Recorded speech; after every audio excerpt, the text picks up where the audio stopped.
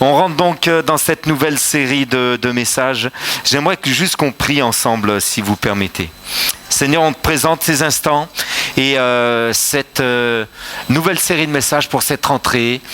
Seigneur, on sait que tes projets sont bons pour nous, ils sont parfaits. On sait que tes plans, Seigneur, tu les accomplis toujours parce que tu honores ta parole, Seigneur.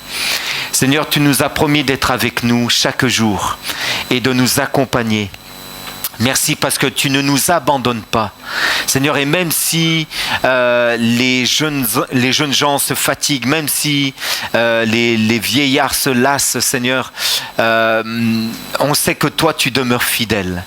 Tu renouvelles nos forces pendant la marche. Et tu nous fais rajeunir comme l'aigle. C'est ta parole qui le déclare. Et on veut proclamer ce temps de bénédiction pour nous, Seigneur. On sait que le meilleur est devant nous. On sait que tu marches devant nous et que tu ouvres la voie, Seigneur. Et nous voulons te suivre, toi qui es le bon berger de nos âmes. Seigneur, fortifie-nous par ta parole et équipe-nous, Seigneur. Viens peut-être enlever ce qui nous retient d'avancer. Viens, Seigneur, faire tomber les peurs, les craintes, les appréhensions, les préjugés, Seigneur, ou tout ce qui peut nous retenir. Et entraîne-nous à ta suite, que ce soit à titre individuel, pour les familles, ou en tant qu'Église. On veut te dire, Seigneur, qu'on veut marcher à ta suite. On veut suivre tes pas et entrer dans les œuvres que tu as préparées pour nous. Seigneur, sois loué parce que tu nous bénis en ces instants au travers de ta parole. Amen. Amen.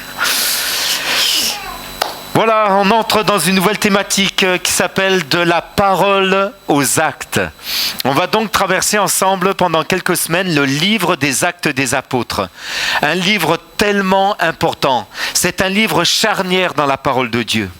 Il y a la création, il y a la loi de Moïse, il y a l'histoire du peuple d'Israël dans l'Ancien Testament, il y a les prophètes qui annoncent la venue du Sauveur, la venue du Sauveur pas seulement pour les Juifs, mais également pour toutes les nations, pour nous aussi. Et puis il y a l'accomplissement du plan de Dieu depuis la création jusqu'à l'annonce des prophètes.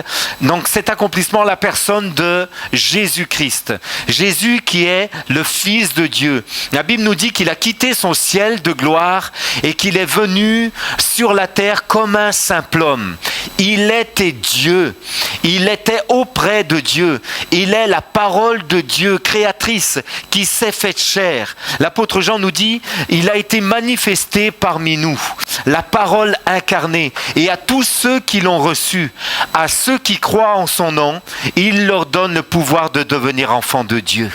Ils ne sont pas nés, ces enfants, de la volonté de l'homme, mais ils sont nés d'en haut, ils sont nés du ciel. Et c'est cette vie qui nous transforme, la vie qui vient du ciel, cette vie qui est capable de pardonner le pécheur, cette vie qui est capable de restaurer le cœur brisé, cette vie de Dieu, cette puissance de Dieu manifestée en Jésus-Christ, cet amour de Dieu manifesté en Jésus-Christ, qui nous réconcilie avec le Père, qui donne du sens à notre vie, qui nous donne de ne plus être seul dans ce monde, mais d'avoir un but, d'avoir une communion avec le Créateur, avec notre Père céleste. Voilà ce qu'a fait Jésus-Christ. Et ça, ce sont les évangiles qui nous en parlent. L'évangile, c'est un évangile, c'est l'évangile de la bonne nouvelle de Jésus, raconté par les 4 évangélistes. Nous parle donc de ce plan de Dieu qui est parfait. Et voilà que arrive après cette manifestation du plan de Dieu, de l'amour de Dieu parfait pour le pardon de nos péchés, pour la réconciliation avec Dieu, pour le plan de Dieu pour chacune de notre vie. Cet amour manifesté en Jésus, maintenant cette bonne nouvelle doit être annoncée aux hommes. Et c'est la mission que Jésus laisse aux disciples, laisse à ses disciples. Et on va lire cette mission et on va découvrir au travers des semaines qui arrivent comment les disciples ont rempli cette mission. Et comment nous, aujourd'hui, en tant que croyants, au XXIe siècle, on peut remplir également cette mission. Comment cet appel qui s'adressait aux premiers chrétiens peut être également le nôtre, est le nôtre. Mais comment est-ce qu'on peut se l'approprier prier? Comment est-ce que cet appel qui a été rempli dans la génération des disciples, nous pouvons également remplir cet appel dans notre génération aujourd'hui? Et l'appel continue.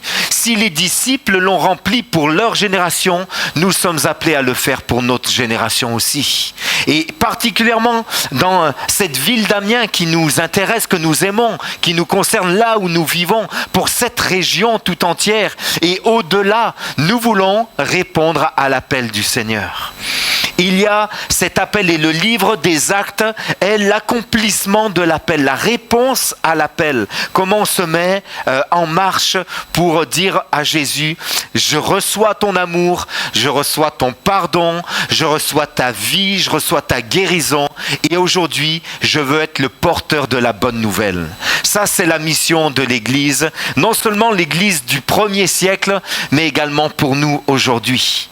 Alors on lit cet appel que Jésus a adressé aux premiers croyants, aux premiers disciples, et on va se l'approprier également. Dans le livre des Actes, on lit au chapitre 1er, verset 3, jusqu'au verset 11, ensemble.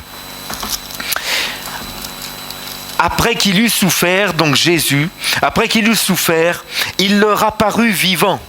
Et il leur donna plusieurs preuves, se montrant à eux pendant 40 jours, et parlant des choses qui concernent le royaume de Dieu. Comme il se trouvait avec eux, il leur recommanda de ne pas s'éloigner de Jérusalem, mais d'attendre ce que le Père avait promis. Ce que je vous ai annoncé, leur dit-il, car Jean a baptisé d'eau, mais vous, dans peu de jours, vous serez baptisés du Saint-Esprit. Alors les apôtres réunis lui demandèrent, Seigneur, est-ce en ce temps-là que tu rétabliras le royaume d'Israël? Il leur répondit, ce n'est pas à vous de connaître les temps ou les moments que le Père a fixés de sa propre autorité. Mais vous recevrez une puissance, le Saint-Esprit survenant sur vous, et vous serez mes témoins à Jérusalem, dans toute la Judée, dans la Samarie et jusqu'aux extrémités de la terre. Après avoir dit cela, il fut élevé pendant qu'ils le regardaient, et une nuée le déroba à leurs yeux. Et comme ils avaient les regards fixés vers le ciel, pendant qu'ils s'en allaient, voici, 2 hommes vêtus de blanc leur apparurent, et dirent, « Hommes galiléens, pourquoi vous arrêtez-vous à regarder au ciel? Ce Jésus qui a été enlevé au ciel du milieu de vous, reviendra de la même manière que vous l'avez vu, allant au ciel. Amen. » Voilà la mission des premiers croyants et notre mission à nous aujourd'hui. Nous sommes choisis pour être les témoins de Jésus-Christ. Amen. Nous sommes choisis pour être les témoins de Jésus-Christ. Nous qui avons confessé le nom de Jésus. Nous qui avons cru dans son amour. Nous qui avons cru dans son pardon. Nous qui avons reçu grâce sur grâce venant de sa part. Nous ne sommes pas appelés uniquement à être bénis, à recevoir pour nous-mêmes, mais nous sommes appelés à partager la bonne nouvelle. Ce que vous avez reçu, vous êtes appelés à le partager. Ce que vous avez vécu avec le Seigneur, vous êtes appelés à le partager. Vous êtes appelés à être les témoins de Jésus-Christ. Nous sommes appelés à être témoins de Christ. Je suis témoin de Christ. Tu es témoin de Christ. Nous sommes témoins de Christ. Nous sommes l'Église de Jésus. Amen. Nous sommes choisis pour être témoins de Christ. Et c'est intéressant ce qui s'est passé avec les disciples à ce moment où ils ont reçu cette mission. Parce que imaginez, mettez-vous un instant à leur place. Ils rencontrent Jésus ressuscité des morts. Eux, ils l'ont connu vivant. Ils ont marché avec lui pendant plus de 3 ans. Ils l'ont vu accomplir des choses extraordinaires, des miracles. Ils l'ont entendu enseigner comme jamais aucun homme n'avait enseigné. Il a rapproché Dieu des hommes. Ils ont été émerveillés, nourris par ses enseignements. Et voilà que ce sauveur qu'ils attendaient, ce Messie d'Israël, est crucifié. Ils sont complètement perdus. Pendant ces 3 jours où Jésus était dans le séjour des morts, ils sont perdus, ils ont peur, ils sont effrayés. Et voilà que le 3e jour après la crucifixion, Jésus ressuscite d'entre les morts et leur apparaît. Et pendant 40 jours, il parle avec eux, il vit avec eux. Combien d'entre nous on aurait aimé être là pendant ces 40 jours? Formidable. Et tout l'enseignement, j'imagine qu'ils ont entendu, tout ce qu'ils ont vu a été repris et tout s'est éclairé dans l'esprit des disciples. Tout ce que Jésus a dit avant qu'ils ne comprenaient pas, tout à coup, ça s'est éclairé. Ils sont là, ils sont tellement bien. Et alors que Jésus est encore en train de leur parler, il leur donne une mission, il les envoie dans ce monde. Vous serez baptisés du Saint-Esprit et vous allez être mes témoins. Et voilà que une nuée vient enlever Jésus. On comprend qu'ils regardent ce qui se passe. Et le texte nous dit ici, qu'on l'a lu, ils ont le regard fixé vers le ciel. Et voilà que pendant qu'ils voient Jésus s'en aller, 2 anges leur apparaissent et leur disent: pourquoi vous attardez-vous à regarder au ciel? Ce même Jésus reviendra. Et voyez-vous, c'est pareil pour nous. Nous qui sommes touchés par la grâce de Dieu, on a tendance à regarder uniquement au ciel, c'est-à-dire à regarder à notre espérance, à regarder à la finalité. Mais Jésus ne nous appelle pas uniquement à avoir nos regards vers la fin, c'est-à-dire là où on ira avec lui dans le ciel. Jésus nous invite aussi à détacher les regards de notre destinée future et éternelle et à regarder ce qui se passe autour de nous. Alors oui, il nous faut avoir les yeux fixés sur Jésus, mais on ne doit pas contempler uniquement le ciel. On doit être aussi capable de regarder ce qui se passe autour de nous. On doit être aussi capable de regarder ce qui se passe sur la terre. Et les disciples ont posé cette question: Seigneur, est-ce en ce temps-là, quand tu vas envoyer le Saint-Esprit, est-ce que c'est à ce moment-là qu'on va pouvoir régner sur Israël? Est-ce que c'est là que tu vas rétablir le royaume d'Israël? Encore une fois, ils pensent à leur confort, ils pensent à leur destinée, ils pensent à leurs promesses. Mais Jésus leur dit: vous allez recevoir le Saint-Esprit, mais ce n'est pas pour vous que vous allez le recevoir. Parce que ce n'est pas pour Jérusalem. C'est pour Jérusalem, mais c'est aussi pour la Judée. Et c'est aussi pour la Samarie. Et c'est aussi pour Amiens en 2020. Et 2019, je suis déjà en avance. C'est aussi pour les extrémités de la terre. Donc, ce que vous avez reçu, ce que nous avons reçu, ce n'est pas pour nous aujourd'hui. C'est pour ceux de demain et ceux de après-demain et pour tous ceux que le Seigneur veut appeler. Amen. Et ce n'est pas pour Amiens, mais c'est aussi pour les extrémités de la terre. Donc on n'est pas appelé à s'attacher uniquement à notre espérance qui est le ciel, mais à regarder à ce que Jésus veut faire avec nous ici-bas sur la terre.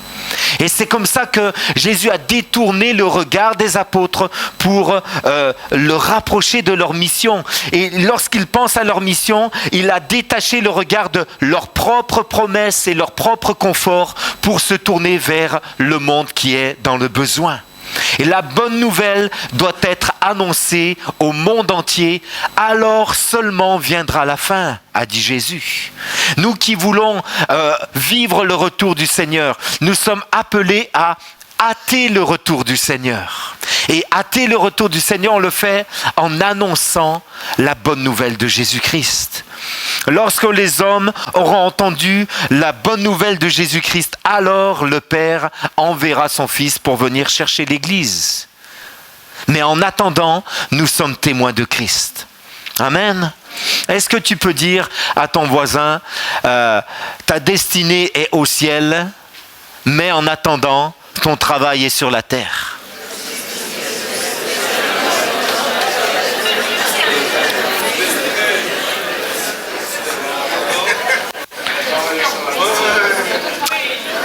Amen. Nous, on aime bien penser au ciel. Hein? Ah, ça va être bien avec le Seigneur. Ça va être formidable quand David va nous conduire dans la louange au ciel. Waouh, et la chorale des anges, les séraphins, les archanges. Ouh, une musique, mais c'est... Excusez-nous les musiciens. Hein? C'était magnifique ce matin, mais qu'est-ce que ça va être bon au ciel. Waouh. Ça, c'est bon de penser à tout ça. Hein? Mais Jésus pense à cette foule qui a aussi 100 bergers et qui a besoin de rencontrer le bon berger de leur âme. Comme nous étions perdus, errants, sans espérance dans ce monde. Mais il est venu à notre rencontre. Il nous a sauvés. Il nous a pardonné de nos péchés. Il nous a libérés du poids de la culpabilité. Il nous a rendus libres. Il nous a affranchis. Il nous a donné une espérance glorieuse. Mais ça, nous devons le partager. Si notre question, est-ce en ce temps-là, Seigneur, que tu vas nous bénir? Et Jésus leur répond, non, la question, c'est pas que tu sois béni. La question, c'est que le monde entier soit béni. Vas-tu prendre ta part? Vas-tu obéir? Vas-tu entrer dans ton appel d'être témoin? Est-ce que l'Église d'Amiens va entrer dans cet appel? Amen. On y est déjà. Mais est-ce qu'on veut aller plus loin? Amen. Bien sûr qu'on le veut. Ne nous attardons pas à regarder au ciel. S'il nous a envoyé le Saint-Esprit, ce n'est pas pour notre Jérusalem, c'est pour être témoin partout dans ce monde. Ce n'est pas uniquement pour l'Église, c'est pour le monde. Le mot témoin revient 30 fois dans le livre des Actes. C'est pour vous dire que c'est l'objet central de ce livre. Et aujourd'hui, les actes continuent. Le Saint-Esprit continue d'agir. Quelqu'un dit qu'on n'aurait pas dû appeler ce livre les actes des apôtres, mais les actes du Saint-Esprit. Les apôtres sont morts, mais le Saint-Esprit continue d'agir partout dans le monde. Et ce sont les actes du Saint-Esprit qui font qu'aujourd'hui nous sommes assemblés dans ce lieu. Et ce sont les actes du Saint-Esprit au travers des croyants qui font que partout dans le monde, l'Église avance. Henrietta Mears a dit ceci, le livre des Actes s'ouvre sur la prédication de l'Évangile à Jérusalem, qui est la capitale juive, acte 3, acte 2, 2 et 3, la prédication de Pierre. Et puis le livre des Actes se referme sur l'annonce de la bonne nouvelle prêchée à Rome, qui est le siège de la puissance mondiale de l'époque. Ça commence à Jérusalem, mais ça se finit à Rome. Vous serez mes témoins à Jérusalem, en Samarie, ça leur allait, en Judée, pardon, ça leur allait encore à peu près. Mais en Samarie, c'était déjà l'étranger. Et puis jusqu'aux extrémités de la terre, là où ils ne pensaient pas, l'ennemi, Rome. Mais heureusement que le Seigneur a fait en sorte que son Église entre dans son appel. Et c'est étonnant, mais il a même permis que Jérusalem soit détruite. Il a permis que tous les repères des premiers croyants, le confort des premiers croyants soient détruits pour que l'évangile soit annoncé partout. Le peuple d'Israël, tous ces croyants ont été dispersés partout dans le monde et ils se sont mis partout où ils sont allés à annoncer la bonne nouvelle. Et l'Église est née par le témoignage des chrétiens qui s'est répandu partout. Aujourd'hui, on ne veut pas faire d'un bâtiment une Jérusalem. On ne veut pas s'enfermer dans notre monde. Combien veulent avec moi aller en Judée, en Samarie et jusqu'aux extrémités de la terre? C'est notre appel en tant qu'Église. Alors soyons ce modèle d'Église. C'est la signification même du mot Église. Ecclésia, ça veut dire hors de. L'Église appelée hors de. Et pour la première Église, c'était hors de Jérusalem. Non, tu ne peux pas rester enfermé dans ta bénédiction, même si tu as reçu la grâce, même si tu as reçu le pardon, la paix, la joie, la réconciliation, la communion avec Dieu le Père, l'espérance éternelle. Tu as reçu toutes ces bénédictions, mais tu es appelé à aller hors de tout ça et à penser à la brebis perdue. À penser à ceux qui n'ont pas cette espérance et à communiquer la bonne nouvelle qui va leur donner le pardon, la joie, la paix et la réconciliation avec Dieu le Père par Jésus. Amen. C'est ça. Nous sommes appelés hors de notre bénédiction, hors de notre confort, hors de nos propres murs. Et pendant des siècles, il y a eu ce modèle d'église, ce modèle clergé, où, si tu peux mettre l'image s'il te plaît, où l'église est un peu ce rassemblement-là. Des gens qui viennent de partout, voyez ici cette photo, des gens viennent de partout et forment l'église. Alors, c'est symbolisé par le bâtiment. On vient tous ensemble dans un même lieu et on adore Dieu. On vient tous ensemble dans un même lieu et on prie. On annonce l'évangile, on soutient par la foi le prédicateur. On prie avec ceux qui imposent les mains et on s'attend à la grâce de Dieu. Et mes amis, tout ça, c'est bon. On a raison de le faire. C'est biblique. C'est l'Église. L'Église, c'est le rassemblement des croyants. Mais l'Église, c'est pas uniquement ça.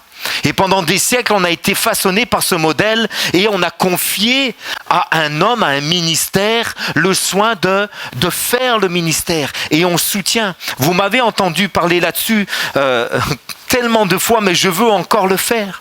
L'Église, c'est pas le rôle d'un homme qui fait toutes choses et qui a reçu de la part de Dieu le sacerdoce pour que les autres soient bénis.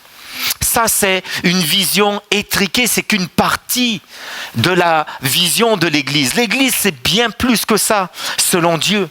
C'est pas un homme, un seul qui a reçu le ministère. Et laissez-moi vous dire avec... voilà, laissez-moi vous raconter cette illustration pour montrer qu'un homme ne peut pas répondre à tout ça. Et même si il faut avoir, comme la Bible dit, beaucoup d'affection, il faut soutenir, il faut honorer le ministère. Je ne dis pas ça pour moi, parce que c'est juste une réalité. C'est important d'honorer le ministère pastoral. La Bible est claire avec ceux qui ont reçu un ministère. Nous serons appelés à rendre compte de la manière dont nous avons répondu à notre appel. Si nous avons bien rempli notre ministère ou pas. Et la Bible dit que ceux qui enseignent seront jugés plus sévèrement. Il y a une particularité pour ceux qui enseignent.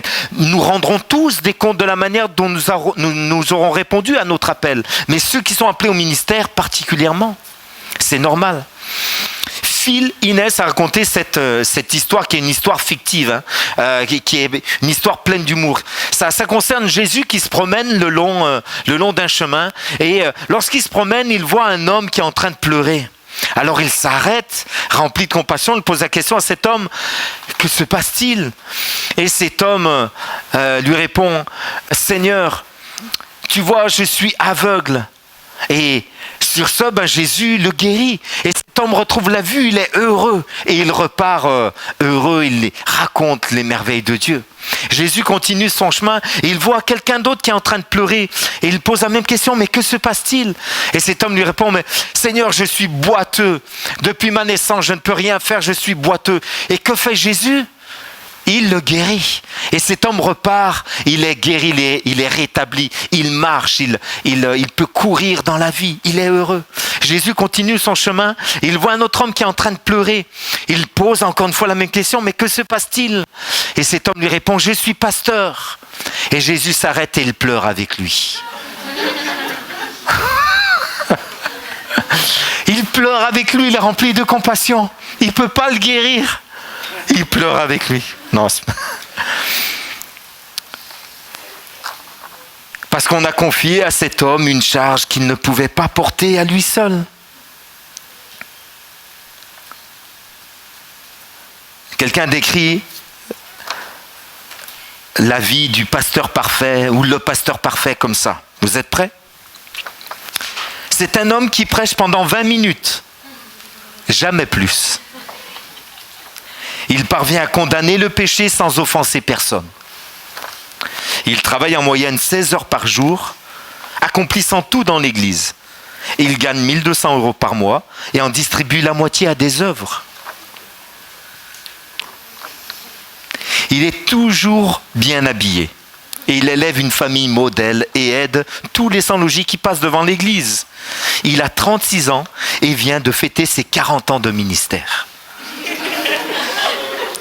Il brûle de toucher les jeunes et passe tout son temps en compagnie des personnes âgées de sa région.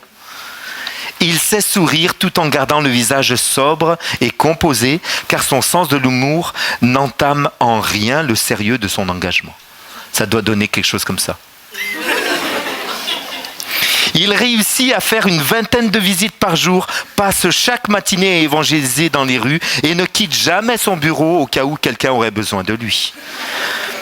Une seule mauvaise nouvelle, il en fait trop. Et à 37 ans, il rejoint le Seigneur. C'est fictif, hein? Oh. Combien savent que c'est pas le pasteur Tony, ça? C'est pour ça qu'on a appelé pasteur David. Il a la pression, pasteur David, maintenant. Hein? Ça, c'est l'église clergée. On n'est là que pour se rassembler. Tout se passe dans nos locaux. Quand on prie ensemble, c'est bien. Quand on adore ensemble, c'est bien. On a des ministères qui font le ministère. Seigneur, bénis-les, on prie pour eux, on les soutient. C'est bien. Mais tout ça, c'est qu'une partie. Voilà comment le Seigneur voit l'Église. Il voit l'Église plutôt comme une Église missionnelle. Et ça, c'est mon dessein. Des années de théologie, les amis. Intéressant, hein? Alors, qu'est-ce qui se passe? Je suis obligé de vous donner des explications, là, n'est-ce pas, hein? Si quelqu'un a reçu l'interprétation, s'il vous plaît, qui est... Alors, voilà l'Église missionnelle. L'Église missionnelle, elle fait son ministère pas simplement dans ses murs, mais dans le monde. Et le monde, c'est le rectangle en pointillé, ici. Partout, ok? L'Église se rassemble, c'est le cercle noir. Mais il n'y a pas qu'une porte. On n'est pas là juste pour rentrer et être bien entre nous. On est là pour rentrer et pour sortir. Il faut qu'on rentre et qu'on sorte dans l'Église. L'Église hors de ses murs déjà. Donc, on rentre et il se passe des choses magnifiques dedans. On devient tous chrétiens. Amen. Quelqu'un dit amen à ça, s'il vous plaît. Mais voilà que l'Église rentre et sort, hein, ce sont les flèches bleues, et à double sens. Et puis, ça ne se passe pas uniquement à l'intérieur, ça se passe aussi à l'extérieur. À l'extérieur, ce sont les cercles orange, où là, les croyants, dans leur vie quotidienne, pas simplement quand on est rassemblés le dimanche, mais dans leur vie de tous les jours, on est en contact avec des non-croyants. Ils sont beaux, les non-croyants, les cercles verts. Enfin, ce qui ressemble à des cercles verts. Hein. Et là, on est en contact. Ça se passe au sport, au club de sport. Ça se passe dans ton travail. Ça se passe dans tes études universitaires, dans ton université. Ça se passe à la maison. Ça se passe partout où tu es. Ça se passe le dimanche matin quand on est ensemble. Et ça se passe le lundi matin quand tu es tout seul dans ta voiture. Jésus est toujours avec toi. Amen. Le lundi matin, quand tu es dans ta voiture, tu peux adorer le Seigneur comme le dimanche matin. Quelqu'un dit amen à ça. Amen. Il est là. Il t'accompagne. Tu es en train de travailler, tu es en train de faire du mortier, tu es en train de poser un WC au 38 rue Le Tintoret. Il est là, il est avec toi. Ben oui. Tu es là en train de pétrir du pain pour faire une pizza, je sais. Il est là, il est avec toi. Tu es en train de plancher sur Nietzsche ou Platon. Il est là, il est avec toi. Tu es en train d'apprendre l'anatomie du corps humain pour être médecin. Il est là avec toi dans ta fac. Il est là. Et tu es missionnaire là où tu es. Tu es témoin là où tu es. On n'est pas témoin uniquement quand on brille ensemble le dimanche matin, mais on brille partout où le Seigneur nous envoie chaque jour. Et c'est comme ça que les ronds deviennent des croix. Autrement dit, que les gens se donnent à Jésus. Ça va comme ça? C'est plus théologique. Hein? Voilà ce qu'on apprend à l'école biblique. Vivons-le, les amis. C'est ça l'église missionnelle que le Seigneur veut. Êtes-vous d'accord avec ça? C'est comme ça que nous sommes. En tant que pasteur, on ne peut pas toucher, on ne peut pas être témoin auprès des gens que vous côtoyez. Si vous êtes professeur, enseignant, vous allez toucher d'autres enseignants. Si vous êtes dans une usine, jamais j'aurai la possibilité de toucher les gens de votre usine. Si vous êtes dans un club de sport ou que vous faites, je sais pas moi, de la danse classique, jamais je ne pourrai toucher les danseurs classiques. Non, n'essayez pas d'imaginer. Hein, ça, c'est juste pas possible. C'est évident. Donc là où nous sommes, nous pouvons toucher ce monde. Hors de notre bâtiment d'église, en dehors de tout ça. Le ministère de l'église est d'être témoin de Christ dans ce qu'elle est, dans ce que l'église est et dans ce que l'église fait.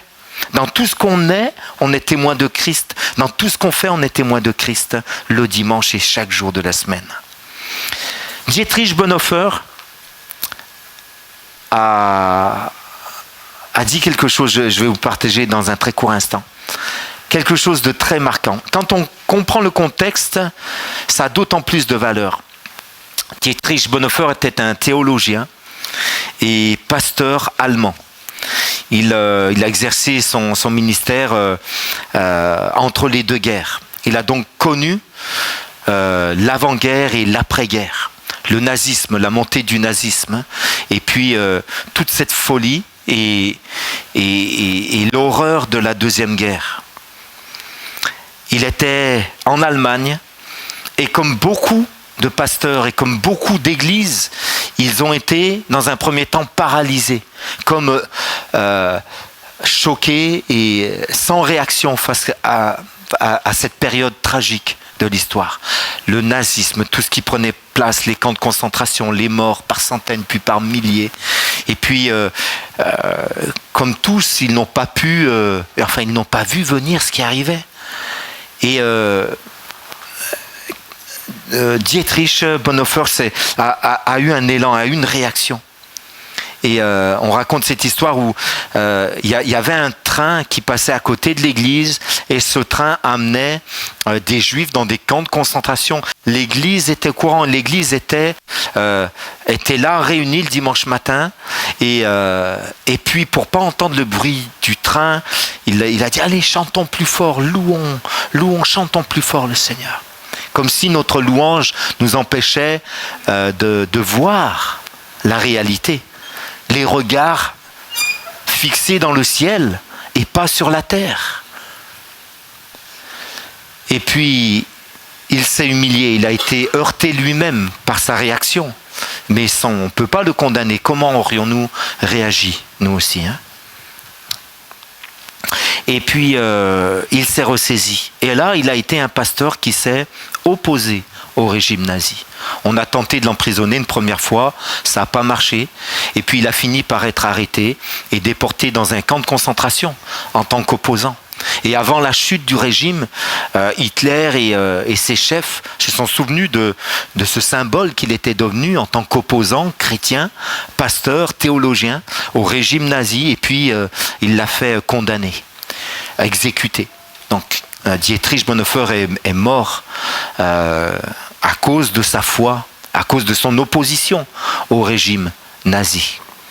Alors il a écrit vraiment des livres très intéressants sur l'Église, sur ce qu'est qu'être chrétien dans un monde hostile, où on s'oppose à la foi. Comment prendre position pour briller dans ce monde, pour porter les valeurs chrétiennes dans un monde où les ténèbres règnent, où la folie règne. Comment avoir le courage d'afficher sa foi, ses valeurs chrétiennes. Et malgré tout ça, et on peut très bien imaginer que Dietrich Bonhoeffer s'était donné pour mission d'encourager l'Église, de la fortifier, de consoler les croyants qui ont perdu leurs proches pendant la guerre, de fortifier la foi des chrétiens qui se mettent à douter peut-être même de l'existence de Dieu, dans cette folie dans laquelle ils vivaient. Comment est-ce que Dieu peut permettre tout ça? On imagine tout le contexte de l'Église et comment l'Église était ébranlée aussi pendant cette période. Mais en prenant soin de l'Église, Dietrich Bonhoeffer n'oubliait pas la véritable mission de l'Église. Et il a écrit cette phrase étonnante. Il dit ceci: « L'Église est bizarre. C'est la seule association qui n'existe pas pour ses membres. » Je répète, l'Église est bizarre. C'est la seule association qui n'existe pas pour ses membres. En principe, chaque association est là pour ses membres. Si vous êtes dans un club de sport, on est là pour vous encourager à bien faire. On est là pour vous former, on est là pour vous équiper, on est là pour vous entraîner, on est là pour vous faire concourir. Chaque association est faite pour servir ses membres. Au moment où l'Église avait le plus besoin de soins,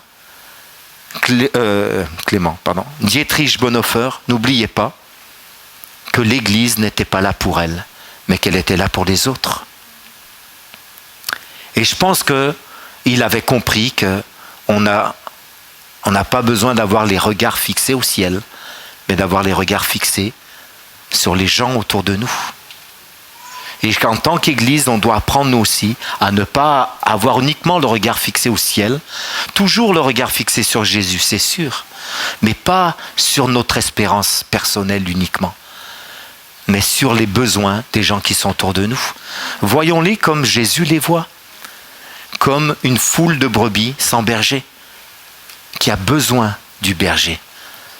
Voyons les gens autour de nous comme Jésus le voit, comme un champ qui était prêt à être moissonné.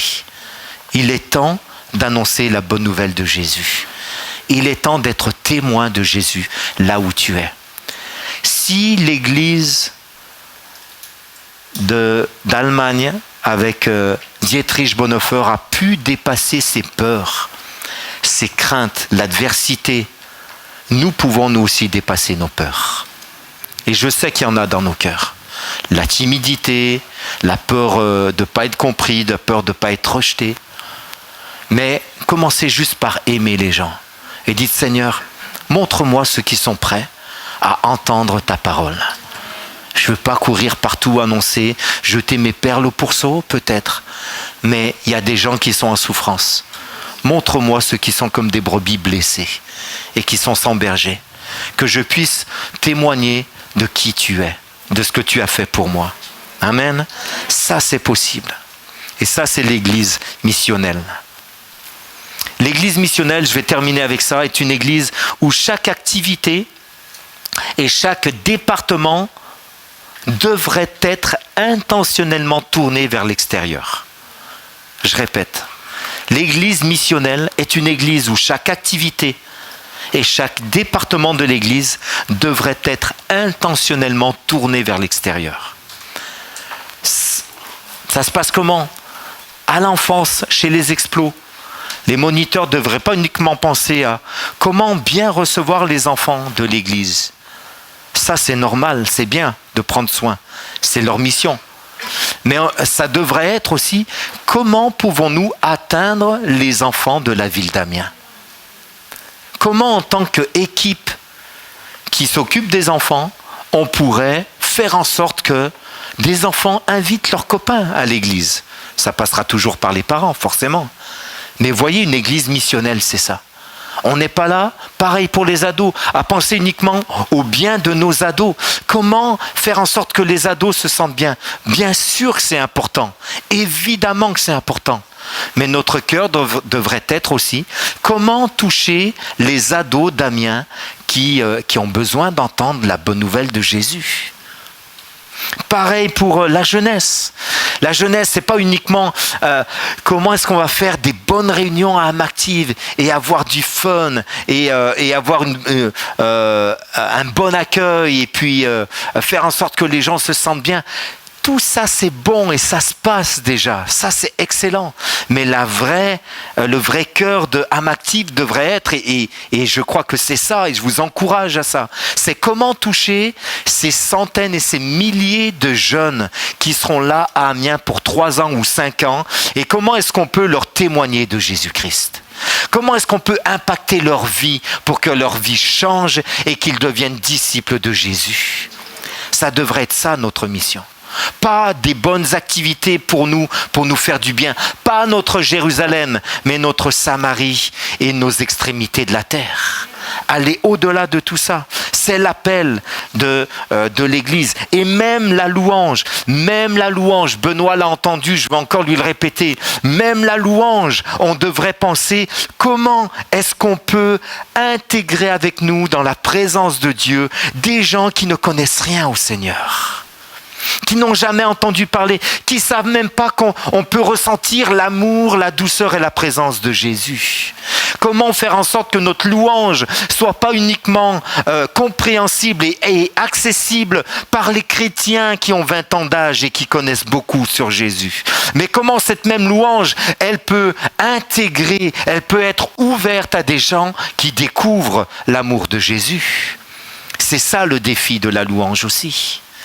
Mes amis, comment faire en sorte que nos cultes du dimanche matin soient ouverts encore de plus en plus à des gens qui ne connaissent rien à la foi en Jésus ? Vous tous qui êtes là pour les premières fois, vous êtes les bienvenus parmi nous. Je vous parle ce matin de la mission de l'Église et je vous dis que l'Église n'est pas un club pour les spécialistes en théologie. Je vous dis que l'Église n'est pas destinée à ceux qui naturellement ont la foi. Mais l'Église, c'est pour les athées. L'Église, c'est pour ceux qui sont ignorants des choses de Dieu. L'Église est pour ceux qui n'ont jamais tenu une Bible dans leurs mains de toute leur vie. L'Église est pour chacun d'entre nous. Que l'on soit croyant, que l'on soit né croyant, que l'on ait été éduqué dans l'agnosticisme ou l'athéisme ou toutes ces choses, peu importe qui nous sommes, l'Église est pour chacun d'entre nous. L'Église n'est pas là pour faire de l'évangélisation. L'Église est évangélisante. On n'a pas de programme d'évangélisation. Et on n'est pas là pour faire des événements d'évangélisation. Je crois que la nouvelle étape pour nous, c'est d'être et de continuer à être et de grandir pour que chacun d'entre nous soyons témoins de Christ. Amen. Et alors que je vous parle de tout ça, entre le premier et le deuxième service, Richard est venu tout fier me présenter le fruit de mois de travail, de traduction d'un livre que Viv Penfold a écrit. Est-ce que vous vous souvenez de Viv Penfold ? On l'avait reçu il y a 2 ans, plus de 2 ans maintenant, pas loin de 3 ans. On l'avait reçu ici une première fois. C'est un pasteur anglais qui a été missionnaire en Inde et dans d'autres pays et qui a redécouvert les principes de l'Église missionnelle. L'Église de croyants qui sont des disciples, qui marchent à la suite de Jésus, mais qui ne marchent pas uniquement pour eux, qui en marchant avec Jésus, prennent quelqu'un par la main et lui apprennent à marcher aussi avec Jésus. Une église de disciples qui font eux-mêmes des disciples. Pas une église clergée qui dit à son pasteur « Vas-y, fais des disciples, pasteur. Fais des croyants de toutes les nations, pasteur. » Mais une église qui prend sa part, où chaque membre prend sa part et dans son entourage fait d'un non-croyant un croyant et d'un croyant un disciple qui sera capable à son tour de faire encore un disciple. C'est ça la mission de Jésus. Quelqu'un dit amen à ça? C'est notre mission, c'est là qu'on veut entrer. Et je vous encourage à lire l'enseignement de Vive, qui nous parle de ce que j'essaye de vous partager ce matin et qui le détaille très bien. C'est très simple à lire. Et on remercie Richard qui, avec sa belle-sœur, je crois, a traduit le livre. Grâce, Florence également ont aidé à la relecture ou à autre chose. Et on est là, on n'a pas pu recevoir Vive Penfold. Je ne sais pas si vous vous souvenez, à 2 reprises, il devait revenir et en dernière minute, il avait dû annuler pour des raisons familiales ou autres ses voyages. Et je pense que le but, c'était de créer un peu de frustration chez nous pour qu'on puisse traduire ce bouquin et vous le communiquer aujourd'hui. Donc on en a quelques exemplaires. Si vous avez à cœur d'approfondir ces simples vérités que j'essaye de vous partager ce matin, je vous encourage à lire ce petit livre qui est basé bien sûr sur la parole de Dieu. Et vous allez être encouragés, fortifiés pour entrer dans votre appel. Amen. Que le Seigneur nous bénisse. On prie ensemble. Je vous invite à vous lever pour terminer ces moments.